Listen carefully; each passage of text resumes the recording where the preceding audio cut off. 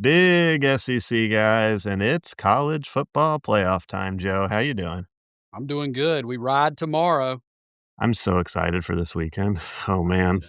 The I am college too. football playoff's the best. I can't wait till it goes to 24.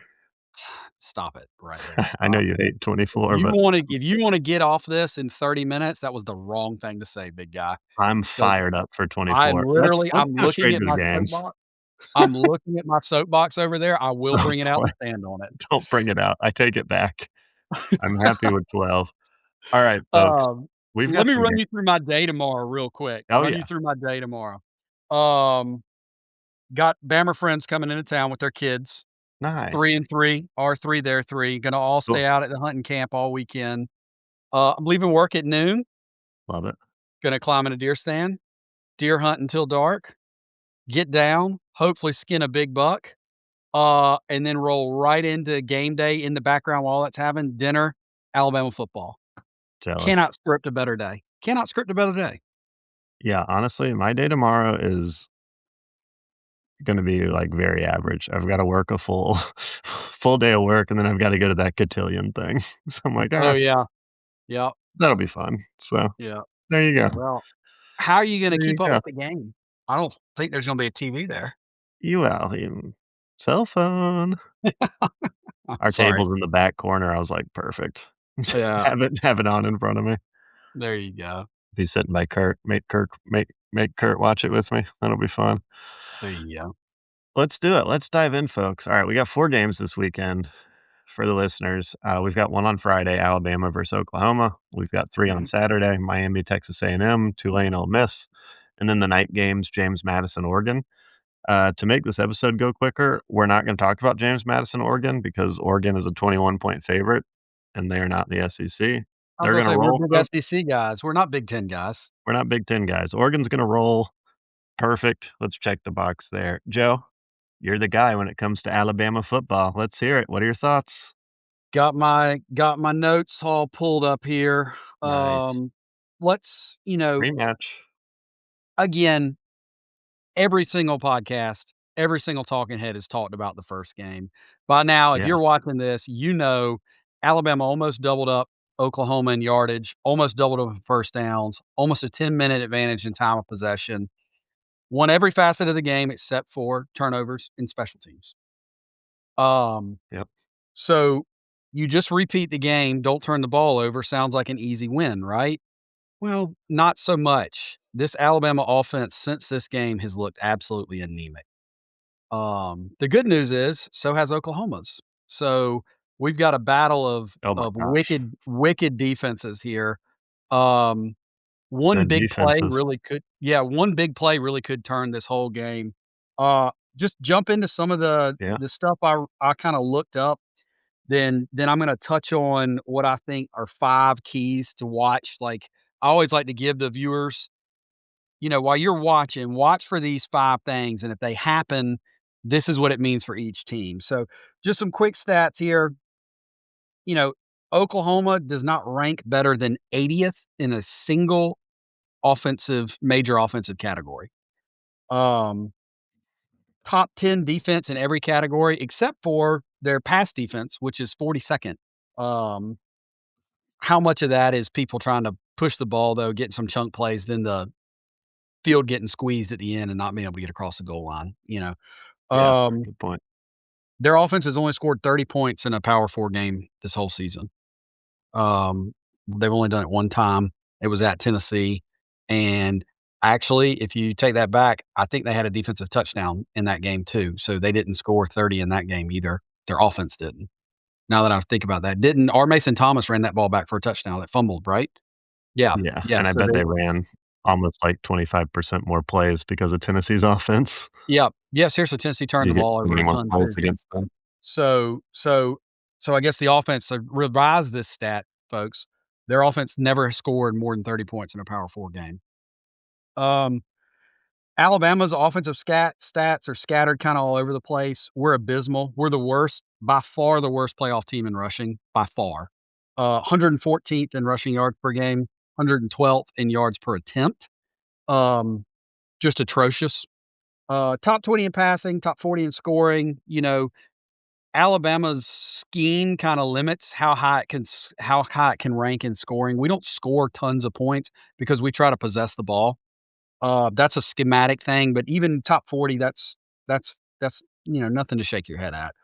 Um, Alabama has scored over 30 in 3 Power 4 games, but we've also got 3 other games where we scored 27 or more points.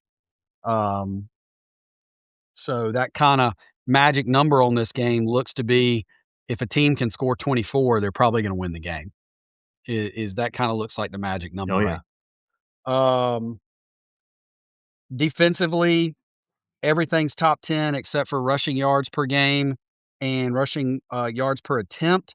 However, those stats are artificially inflated because of some big runs early in the season. I think Florida State had 2 runs over 50 yards. Georgia had 2 run or had 3 runs over 50 yards in the first meeting. Since that 4th game of the year, that Georgia game, Bama's rush defense has really tightened up, and they've gone from a I remember when we did the breakdown of the Georgia game going into it, or maybe it was, Vanderbilt. We did the breakdown of the Vanderbilt game going into it. We were, like, 95th in the country at that point in time, so we basically halved it since then. Um, Nice. you know, Kicking it over to what to watch for, obviously, the first thing you have to talk about is the turnovers. Um, in 2 games against Oklahoma under DeBoer, we're 6 and, we've given the ball up 6 times, and we've only taken it once. So, you know, can we not turn it over? And can we maybe force a turnover or 2 of ourselves? So while you're watching, obviously, this seems like a no-brainer, but turnovers, I mean, if that turnover battle is even, that favors Alabama mightily. Um, the number 2 key is how many times does Oklahoma get to Ty Simpson? They sacked him 4 times in the first game. One was a forced fumble. They also got to him and roughed him up a lot. They roughed him up pretty good. The interception that was returned for a touchdown, he was basically getting sacked, threw it, forced it, threw it early, threw it into coverage. Guy jumped the route, made a great play, ran it back. But that all stems from pressure. I mean, pressure is what caused that. Um, Alabama needs to give up 2 or less. 2 or more favors Oklahoma. Can Oklahoma put together a long scoring drive? In the first game, Oklahoma had the ball 7 times where they would have had to go more than 50 yards to score. They went 0 for 7. They didn't score any points when they had to go for over 50 yards. So if Oklahoma comes out, takes the ball 75 yards down the field and scores, that's a big, big win in the game for Oklahoma. Every little battle in the game you have to grade out. That's a huge win for Oklahoma. So can Alabama keep playing that tight defense to not let them move the ball? Um, 4 is Alabama a threat on the ground. I know I just told you how terrible their rushing stats were, but Oklahoma's the second best rush defense in the country. In the first game, Alabama ran the ball for 80 yards, but that bakes in 4 sacks and well over 20 plus yards of losses in that. So if Alabama runs for 100 yards in this game, they're probably going to win unless they have those, terrible turnovers. But if they do anything like that again and can alleviate pressure off Ty, huge win for Alabama. So look for Alabama if their yards per attempt are 3.5 or better, pushing 4. That's a big sign in the game that Alabama probably going to win it. Um, Nice. and then last is third down conversions. These offenses have both regressed so much. Since Mateer's hand injury earlier in the season, Alabama, I think it has to do with Ty playing a little banged up and the offensive line being banged up, which we're hoping to see right now. As of last report, basically the key pieces the key pieces that were out in the SEC championship game and some of them out in Auburn are really hobbled. They're all expected to play. Even Cuevas is probably going to play in the game, or he's going to be available. That's what DeBoer said yesterday. Jam Miller's probably going to start. Offensive line, Dewberry is going to be back, so you'll be able to see Vandermark back to right guard, or you'll have Formby locking it down. Parker Brailsford is doing better and is healthier, and we just had a little bit of time to recover, so you should see a sharper Alabama. However, both offenses have regressed so much. I think you really have to watch third down conversions. Um, who can get into third and short and then convert it? And if one of the teams strings 2 or 3 of those third down conversions together, that's probably gonna equal a scoring drive, and scores are gonna be at a premium this game. I mean, it's a 1.5 point line. I think the Oh, yeah. over under what, 40, 42, something like that. This is a game people Gonna expect be this low. game to be, yeah, 24-20, 20-17, 21-17, 21-20. That's what this game's gonna look like. Um, it's probably gonna be a race to 24 points. First team to 24 is probably gonna win it. So those are kinda my overall thoughts. I will be so happy that this game is being played, um, and we're done talking about it. I've gotta get this taste out of my mouth from Atlanta. I think we're gonna see a better Alabama Yeah, team tomorrow night. I like it. I know you're digging into some I'll stuff talk over there. Tell me what you got. Oh, yeah. No, I'll roll through this quick 'cause I think you really nailed it. The highlight here for Oklahoma, folks, elite, very good defense, incredibly average offense. Alabama's more balanced. Their defense is really good too. They're top 20 in, opponents' points per game, top 20 in yards allowed per game, but Oklahoma's top 10 in both those stats, so this is gonna be a defensive battle for sure, which will be fun to watch.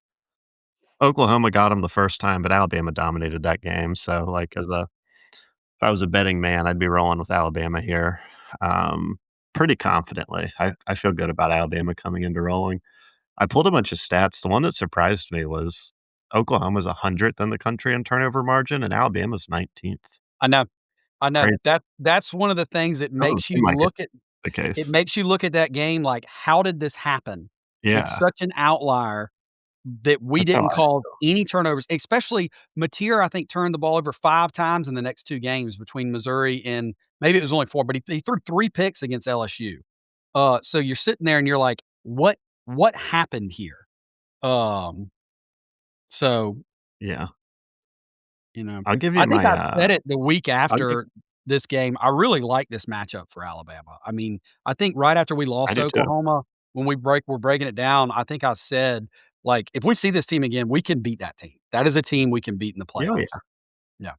Yeah, I mean, they dominated that game, they just lost. It's one of those weird fluky games.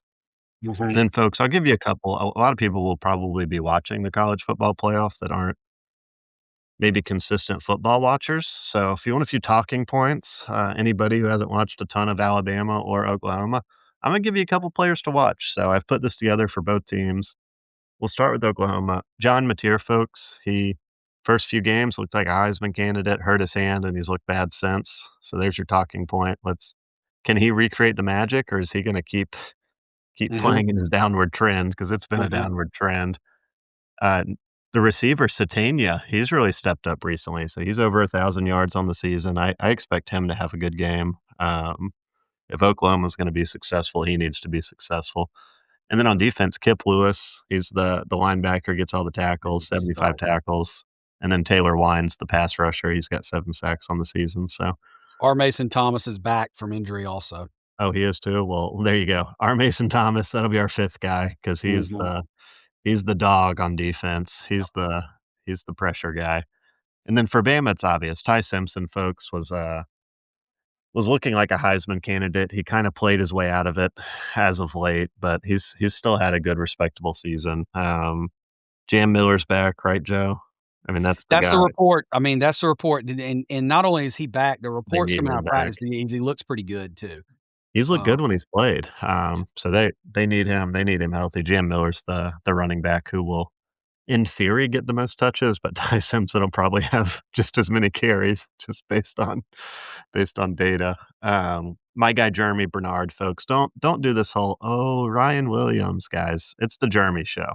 yeah. The casual fan says, "Oh, Ryan Williams, that guy's the best." He is not. Jeremy's the wide receiver 1. This guy Mhm. gets open. He's gonna be a good pro for what it's worth. My favorite player on that Alabama defense is Justin Jefferson. 4'4" linebacker, gets around Utility well, player. You can line him up everywhere. tackle machine. You just need a guy like that. Mhm. So that's your guy to watch on defense. And then the other guy to watch for me is Bray Hubbard. He's got 4 picks on the season. He's got a forced fumble. He's got a fumble recovery. Like, this is the turnover guy. So Mhm. if there's a big turnover, it's probably Bray Hubbard. Bray brings the wood when he hits too. Oh, yeah. That guy'll hit you. Thumper, That guy'll hit you. thumper. All right, Quick Joe. Well, note, what do you I don't think? Who ever you like rolling to with? yeah, I don't one last thing, I don't ever like to look too far ahead, one game at a time. But this goes for both of these teams. They played the hardest 2 SEC slates in conference, Yeah. and were able to make it through into the playoffs, both of them were. Look for the winner of this game. I'm gonna go ahead and call it. The winner of this game is gonna knock out the number 1 overall seed and make the semifinals. Either Love it. either team wins this game, they're gonna You're get taking other Indiana teams down. in this playoff into just a knife fight in the mud, and they've been through the wars, and when they get matched up against some of these teams that haven't necessarily been through those same wars, it's gonna get ugly, and that doesn't mean they're not gonna win any Yeah. game by more than Oh, 7. They won't win a single game in this playoff by more than 7, but both they of can these scrap teams you. are gonna be Oh, yeah. hell on wheels for whoever they have to play next. Doesn't matter which one of them wins Friday. Both fan bases should Yeah, be because the excited about the defenses are way the so good. bracket lays out. Yep. You get in a dogfight, and it's down to business. Anything I mean, Mhm. Indiana gets in a dogfight with a big, strong SEC team, that could get rough. I mean, Especially we're ones that talking have been about a able to find 17, ways. 14 type. Yeah, yeah, but have been able to find Oh, ways yeah. to execute in key moments during the season and win tight games. Yeah, it's gonna be nasty. Alright, Joe. Sounds like we're rolling with Alabama. Roll Tide, baby. I'm Always, rolling with Alabama. I'm always, assuming you're rolling with Alabama. always, always. Love it. Line Alright, line 'em up folks. against the '80s Bears or whatever that team was, '85 Love it. Bears, line 85 'em up. Bears, Tide. Tide. 72 Dolphins, You give me a 85 Bears. Mike Shula coached Tide team, taking them over the '85 Bears all day, baby. Oh, god, Mike Shula, RIP. Glad he's gone. Glad he's no longer our I knew offensive you'd like coordinator. that. Yeah. Alright, let's talk Miami, Texas A&M. So, Yep, I've pulled up a bunch of stats. I'll go first on this one, Joe, and then you go can ahead. fill in. I know you've got some good notes. So, Miami 10-2, Texas A&M 11-1. Folks, Texas A&M is really good. I mean, they went through the SEC slate and went 11-1. Mike Elko's a great coach. They've got the read option going. Their offense is explosive. Um, but they have not looked they've not exactly passed the eye test. They passed the record test and the data test, but the eye test has been a little off on them. I think this is gonna be a really, really fun game because it's 2 explosive offenses. So, Is Miami's Miami the best team Texas A&M's played all season? mm, maybe. Yeah, that's an excellent question. They Um, are. maybe they might be. So, we've got 2 top 15 offenses. Miami's 14th in points per game, Texas A&M's ninth. Texas A&M's 10th in yards per game, Miami's 20th. So, these are 2 teams and, both top 10 in time of possession, interestingly enough. So, You know what's these are crazy, bro, with that time of possession? Miami doesn't run the ball very well. 74th in yards per game and 89th in yards per attempt yeah, that's to interesting. still be able to possess the ball that well. Yeah. Well, I think this is gonna be a fun one. I mean, these are 2 explosive offenses. I mean, I'll tell you the guys to look out for. We'll just jump into that right away. For Texas A&M, Marcel Reed's the dual threat quarterback, folks, and he's very good. They're gonna run that read option. He's gonna pull it. They're gonna throw it deep. When they're running it, their new running back, Ruben Owens, is a dog. That guy's awesome. Casey Concepcion, the transfer from NC State, he's been so good. Electric. This is the lightning guy. Kick return, in the slot, you name it.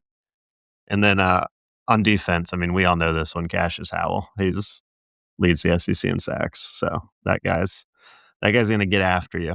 And it's fun because the Miami side, Joe, you know this, their quarterback, Carson Beck, the Welcome back. transfer from Georgia. Former And big folks, SEC guy. Carson Beck's like going to Vegas, you get off the plane, you just pull the slot machine. You're either gonna hit and have a great weekend, or you're gonna miss and be like, "Well, that was dumb."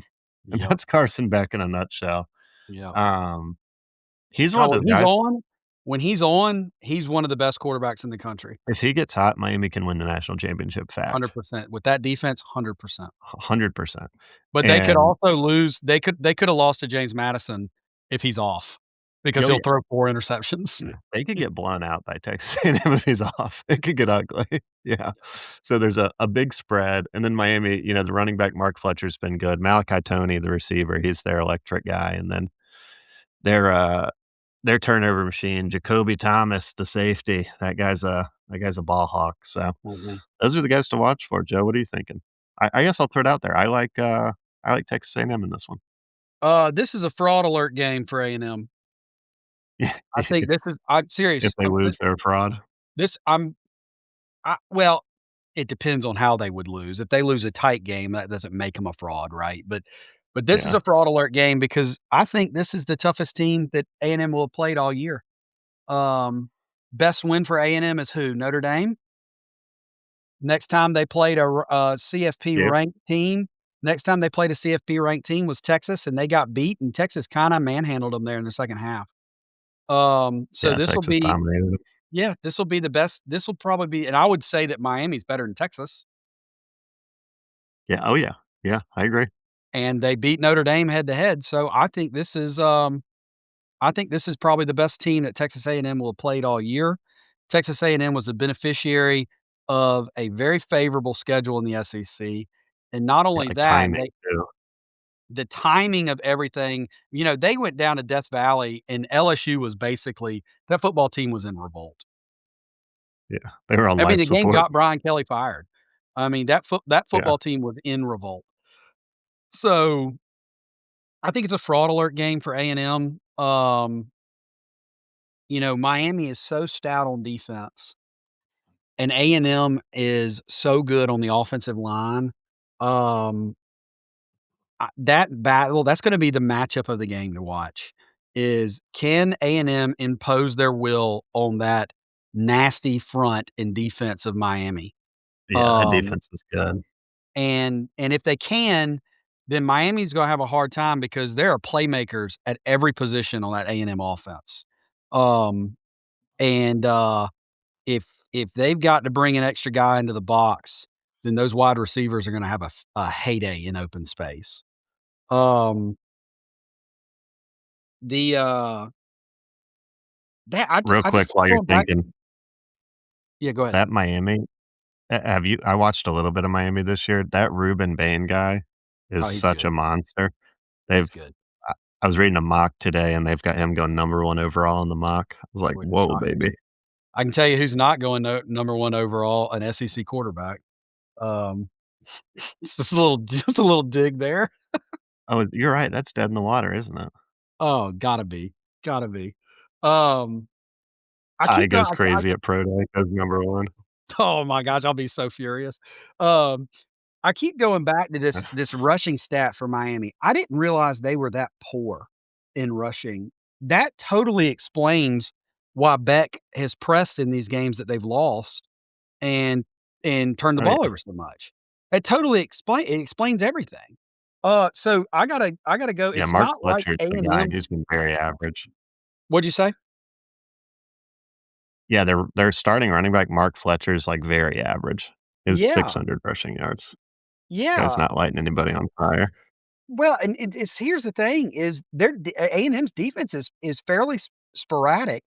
And the worst part of their defense is rushing yards per attempt. They're 61st in the country in that. So if Yeah. Miami needs to be able to get Beck some help. If they do that, then he probably is going to limit his turnovers. And if he does that, he will pick that A&M defense apart. I mean, he's talented. It's Yeah, just oh, yeah. a Jekyll Hyde thing with him.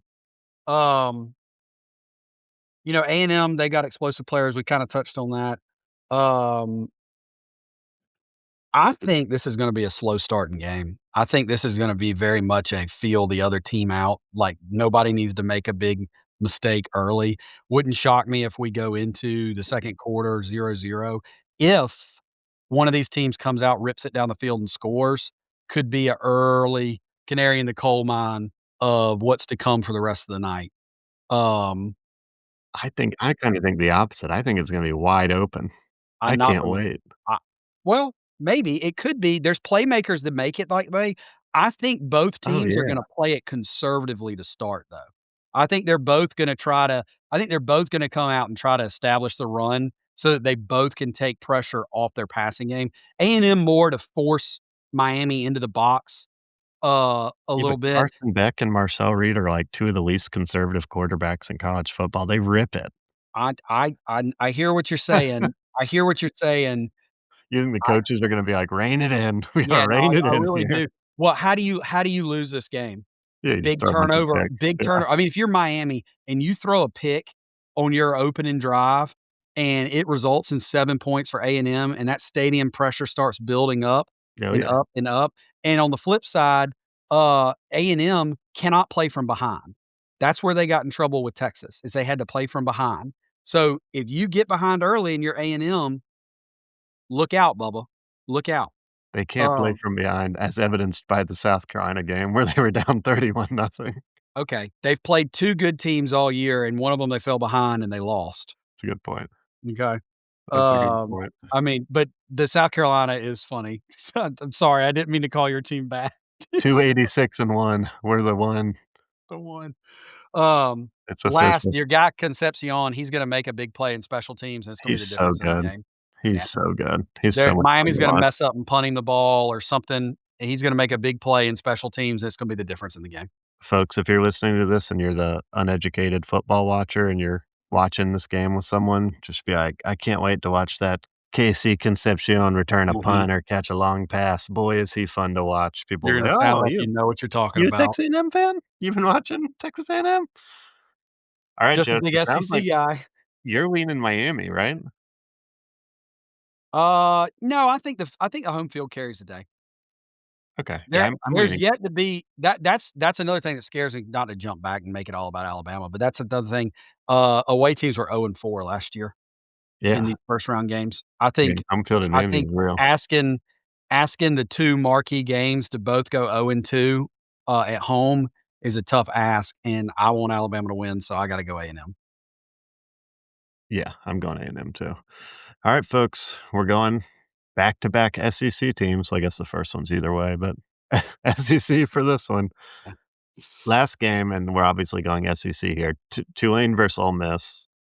I'll be quick here. The exciting one for this is Ole Miss is without their coach, so that that's going to factor into this football game. Fact, Lane Kiffin not there. They got a couple of their assistants back, which was exciting. They brought a few of them on home, which was good. Pete Golding's the hype man for Ole Miss. I think they're going to be up for this. Folks, Ole Miss just top tier offense, top 10 points per game, yards per game, passing yards per game, top 20 rushing yards per game, top 20 third down percentage. Like this is an offensive machine, but your conductor is missing. That's a fact. Mhm. This offensive train is fast, but you've got a new conductor, and your conductor is historically a defensive guy. So I know he's not the one calling plays, but you've had a complete change here in head coach. You're going up against a Tulane team that I actually think is not very good. Um, the data here on Tulane is like very, very average, and it's not like they're playing a tough schedule or in a hard conference. So I think Ole Miss rolls here. Couple players to watch for me, obviously. Trinidad Chambliss, I think, was 7th in the Heisman voting, so he's a top 10 player in college football in the eyes of the voters. Kawan Lacey's probably the best running back in the SEC. Is that safe to say?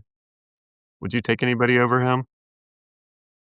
No. Oh, well, I think there's probably better Who would you take natural runners that if didn't have not as good a Kawan season. Lacey? That running back at Florida, I think is probably the Oh, best. yeah, I could call him Jaden Ball. I think he's probably the best pure runner in the SEC. I also think Nate Frazier is an absolute dog that had some fumble issues early, but he's running like a boss, but I think he's Lacey's right up there. He's definitely the best statistically, best schematically for him also. Yeah, you're So, right. Jaden Ball is yeah, probably so, yeah, he's probably the top best 2 pure running back. runner. Yeah, Yeah, top he's probably the best pure runner. Kawan Lacey, top 2 running back. Trinidad Chambliss, probably top, I don't know, 3 or 4 QB in the SEC, really good. Yeah. Um, and then you've got my guy, Prince Will Uman Milan, the D end. I told you in the preseason episode, this is gonna be the coming out guy. I told Mhm, you this is Poppy's mhm. player to watch if you go back and watch the old Miss, Nailed it too, and buddy. boy, that was a nail. He's been great. He's the pass rush specialist. He's the transfer from Nebraska. He's been awesome. So I've got Ole Miss, I think, rolling pretty comfortably here. Tulane, the fun guy to watch there's their quarterback, Jake Retzliff. I've watched enough Tulane to be like, this guy's awesome. Dual threat, run, gun. Let's see how he does against Ole Miss. I mean, Ole Miss's defense is not great. It's a pretty average defense. So let's see if he can make some magic. Be fun if this was a good game. I don't think it will be, but it'd be fun if it It's was. gonna be better than it was the first round. I mean, this was classic Lane Kiffin jumping all over somebody in the first round. Yeah. Also, it was kinda Chambliss coming out party. Remember, this was still early enough in the year where people were wondering, "Is Simmons coming back? Is he gonna be the starter again? Are we gonna keep playing Chambliss?" Yeah, I didn't even And mention Chambliss that. They r absolutely dominated them. Or so this is a rematch. They absolutely That's what dominated I'm saying. Tulane Yeah, earlier this that's year. what I'm saying. I'm Yeah. sorry. I'm sorry, listeners. I'm talking about the game earlier in the year where they Yeah, won, yep. what, 52-10 or something like that, something stupid. I'm looking at that Um, game. Jake Retzlaff was 5 for 17 for 50 I yards. saw that. Yeah, Big game. yeah, yeah, I saw that. But anyhow, Chambliss threw for 300, ran for 100. Yeah, A lot more tape out there on him now. You know, I imagine he was probably a pretty tough guy to game plan against. He's unknown, a tough yeah. guy to game plan against anyways because he's so ab-lib and stuff, but still, there wasn't a lot of tape at the time for him. Summerall's a good coach. I, um, I think maybe, But he's Chambliss is gotta have also. 1 foot out the door, right? Well, again, I'm eyeing my soapbox right over here, but it's absolutely ridiculous that, and this is, I'm just 30 seconds here, I gotta say it. Yeah, Ridiculous that we're having a first round playoff game, 2 teams playing for the national title, and both of them don't have their real head coaches. I mean, yeah. I know there's people been promoted, interims, all that, and Summerall's still there coaching Tulane. This is ridiculous. We need a commissioner of college football to fix it. I vote the big SEC guys Greg have an Sankey. episode devoted to fixing college football Love after it. the season's over. We'll DM it to Greg Sankey. Just Yeah. use this. Seriously, seriously. Send it to Feinbaum. Anyhow, soapbox back over in the corner. I think it's gonna be closer. I don't think there's any way Ole Miss is gonna execute. There's no way they're gonna lose this game. Not with how that team's had to bond over Kiffin leaving. They're Um, gonna be they're amped. not playing as good of an opponent. They know how to win the game. They're gonna win. They're at home. They're going to win the game. I expect it to be closer than 52-10. Um Tulane, interestingly enough, in the first game, ran for 178 yards, also possessed the ball more. Now, I think they might have turned it over a little bit too, so that might have led to it. But, you know, is maybe Ole Miss not quite as sharp on offense? Um, Tulane shortens the game. Can they run for 178, 200 yards? Maybe things get a little interesting. At the end of the day, I don't know what the line is, but I would take Ole Miss with 14 or more. So I don't know where the line sits, but I think it's 2 touchdowns, Let's look. maybe 17, you know, really like a 38-17 type game, probably. It it's gotta be more than 2 touchdowns, right? Thought it'd be Oh, I like think it a is. I pretty was just pretty giving. big number. Well, James Madison is 21.5, right? I don't think it's that bad. Oh, you're right, it's 18. Yeah, Is it okay. 18? Okay. Yeah. Well, so I'm sitting right around it then, 38-17. What's that, Yeah, 21? love it. S Yeah. Something like that is what I think we're gonna see.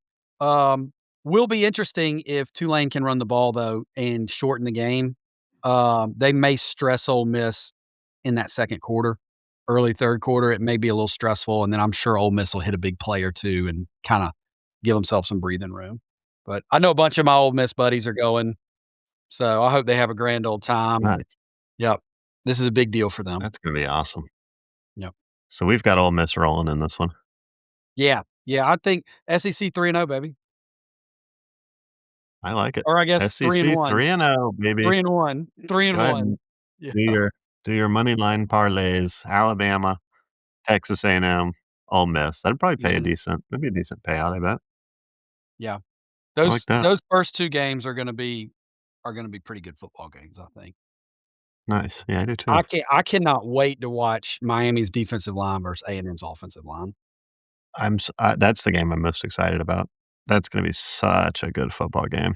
Man, there's just so I'm many, like we know what's gonna happen in Oklahoma, Alabama. Like, we more or less know how that game's gonna go. very We low more or less scoring, yeah. very high pressure. Every possession is gonna be high pressure, every play Oh, high yeah. pressure, high anticipation of some kinda, is it gonna be a turnover or is someone gonna Is someone gonna blow a coverage? I mean, listen, we're sitting here It's having not gonna Alabama, be a very Oklahoma. exciting game. No, well, I think I love games like that because I was a defensive guy, but we're only sitting here because with 4 minutes left in the LSU game, LSU blew a coverage. They blew a coverage, Oklahoma scored. LSU had that game won, buddy. They had that game won. I believe Yeah, it was I a mean, 3rd down. It might have been a 2nd down. But, LSU it blows a was coverage. Satania got behind the defense. Oklahoma scored. There wasn't a guy within 20 yards of him. Um, Yeah, he was so open. yep, yep. Hilarious. And then Tulane versus Ole Miss. We're pretty sure Ole Miss is just gonna roll, so it's like the real chaos game here, folks, is Miami versus Texas. This could go so many different directions, Miami, Texas A&M. Man. Alright, Joe. Alright, buddy. 35-minute mark. Any final thoughts? That's not bad. I That hope was to be good. breaking down another Alabama game in 2 weeks. I hope so for you. Yeah. South Carolina, in solidarity with Notre Dame, is sitting out the college football playoff. That's That was right. very nice of us, so That was, a good move, good wise. smart move. Yeah. Go lick our wounds. Alright, everybody. Big SEC guys are out. Roll Tide.